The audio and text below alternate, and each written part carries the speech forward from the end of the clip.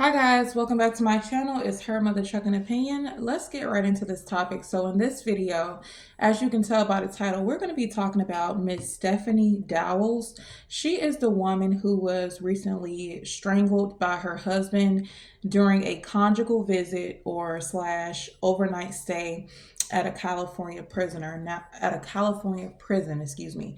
I am using this phone to kind of skim through this article because I want to make sure that I give you guys the right information, and then I'm going to lay in with my opinion. Now, as a warning, this video may not be palatable for a lot of people, meaning you may not like what I have to say, but I'm going to speak on my perspective of things, and this is my channel to do that. So if you don't like it, I don't know what to tell you. It may seem a little harsh, but I have to give it to you raw, because if I don't, there are going to be more women that go down this path, and this is going to be your fate. So, Stephanie Diane Dowells was 62 years old. She also went by Stephanie Brinson. She was killed in November, making her the second person in a year to die at this state prison, which is Mule Creek State Prison. Let's get into her husband. Okay, let's scroll down here and get into her husband. All right, her husband name is David Brinson, and he is 54 years old. Now, he was convicted in 1994 on murdering 4 men during a robbery. And as a result, he was sentenced to 4 consecutive life terms without the possibility of parole, which means he was never seeing the light of day again. All right, so what happened is on November 12th, okay, because he notified police officials on November 13th. So on November 12th, okay, she went to go visit her husband like she would usually do, okay, since the 90s. She has went to visit her husband. And she went to go visit him, and the police were then notified on the 13th that she wasn't waking up. Basically, her husband called and notified police officials, said that his wife wasn't waking up, right? So they, removed her from the unit, and eventually they were going to go deeper into this death, right? They wanted to get to the bottom of it, see what actually happened. Was it, a result of natural occurrences, health? What happened? So upon them doing deeper investigation into this, they determined that she didn't just pass out, right? It was nothing health related. She was strangled. You strangled her, right?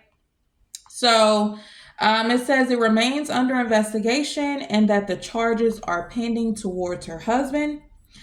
Now it says her son, Armand Torres, 28 years old. He stated that his children will refer to the husband as Paw Paw. He said that he didn't know that his, I guess, father-in-law, I hope I'm saying that right, his father-in-law, which is the suspect, let's get his name one more time, David Brinson. He didn't know that David Brinson was in prison for murder. Okay, this whole time he knew his mom was dating him or was married to him, but he never knew why he was in prison. Okay, that's what he states in this article. I'm just scrolling down. Basically, they speak on how she was a great woman. She was a great mother. The son states he really loved his mom and he's going to miss his mom a lot. Yeah, so I think that pretty much encompasses what we need to know about this situation. Yeah, so let's go ahead and get into my thoughts and opinions on this. Now, first thing I want to say is I don't say rest in peace to people who left this realm in a very tragic way, because my belief system is your soul is never at rest if you left this realm in a tragic state, in a tragic way. In her case, she was strangled by someone that she deeply loved, right? We always hear about this notion of being a ride or die, riding till the wheels fall off. We always hear this notion preached by religion that marriage is till death do you apart, right? And then we see cases like this over and over where it's like, if you weren't a ride or die, or if you didn't follow this until death do us part thing, you would probably still have your life, right? Um, you know, I don't know what this woman was thinking about. I don't know if she thought at all. But me personally, I just can't see myself staying in a relationship to a man who goes to prison for robbery and murder. So you're a loser. You went to go rob some people, right? Because I guess you ain't have no money. And instead of just working hard to get some money, you wanted to just go and snatch it. You wanted to kind of take the quote unquote easy way out. So robbing them wasn't enough. You had to shoot and kill all of the men that you were robbing. So it's just like that speaks on the character of the man of the man.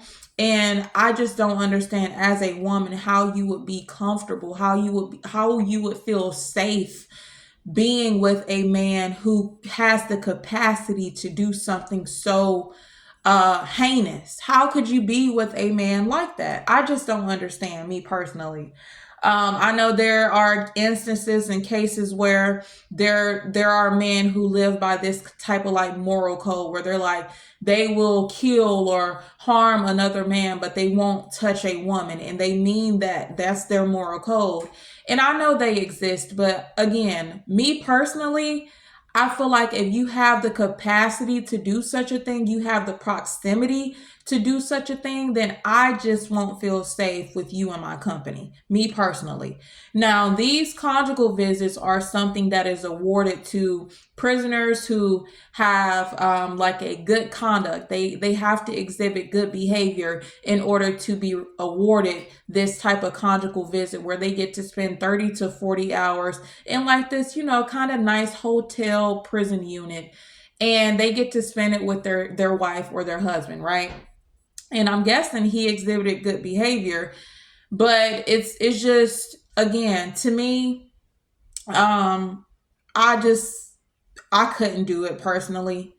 um I'm trying to be respectful in what I state because I understand that this is still someone's mom, this is still someone's sister, this is still someone's aunt, but she wasn't that smart in my opinion. um and now she's not here anymore. And it's awful because again, women are often, um, we're often convinced that being the ride or die is what we should be. We should always be focused on staying married and being married. And just to see how this kind of unfolded, and this isn't the first time this has happened. This has happened plenty of times where during conjugal visits the spouse kills the other spouse, right? This I won't say always happens, but this isn't like a rare occurrence is what I'm saying. And I just wish she would have had a a little more love for herself, to know that she deserved better, to move on with her life and to possibly open herself up to love, to genuine love, to a man of better character who would not, seek out to harm people who were making their own money, right? This is a very sad case, you guys. I just feel awful. I couldn't imagine how her son feels knowing that his mom was taken off this planet in the manner that she was. It's an awful feeling, I would bet. And, I'm sure that she was the only one in that man's corner. I mean, he's been in prison since 1994, you guys. All right. He's been in prison since the early 90s. We are in 2025, y'all. And at the time that this happened, it was November. So the end of 2024. So from 94 to 24, right? He has been in prison. He has nothing to lose. I don't ever want to be with a man who has nothing to lose. Because as you can see, a person who has nothing to lose, they will take you out of here. He's already in prison for the rest of his life. So what harm is it getting another life sentence when he already has a life sentence without the possibility of parole. What is this going to do to him? Nothing. Okay. He probably had the mindset of, if I can't have you, nobody else can. Who knows what happened in that unit? She may have been talking about leaving him. I will hope she wasn't that delulu, but maybe she was talking about leaving him. I don't know. Not to victim blame, as you guys call it. Just trying to think, like, what could have just caused this. I don't know. It's not too far fetched. The man killed 4 people. So he could just be a crazy, deranged man. And he just decided, yeah, I'm dying in here. I'm dying soon. So I might as well just take my wife with me. I don't want nobody else to have her. So that's what I'm going to do. That's probably what he did.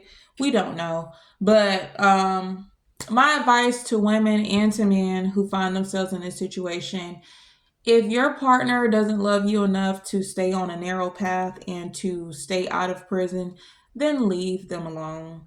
The only way, me personally, I would see staying married to a man who ends up in prison is if it was self-defense. If he went to prison for defending himself, defending his children, defending me, defending the household, something that he had to do, then I'm staying there with you, baby. I ain't going nowhere. But if you go out here, you rob somebody, you kill somebody, you start selling drugs, you start doing stuff that could take me away, take you away from us, from your family, don't count on me staying. And I need a lot of other men and women to adopt this mindset so we can avoid that being your fate, okay? This is the thanks that she got for sticking with him for 30 plus years, coming to see him when nobody else did, I'm sure. This is the thanks that she got. She got strangled. So let me know you guys' thoughts in the comment section below. Again, I do want to send my condolences to the family, and stay strong. That's the only way I know how to say it. Just stay strong. And if you don't want her death to be in vain, let other people know. Leave him alone. Let him rot in there by himself. Let her rot in there by herself if it's a woman. Let them rot in there by themselves, and you go on and live your life. Be happy. Be free. Set yourself free. All right. Thank you guys so much for watching, and I'll catch you guys in the next one. Peace.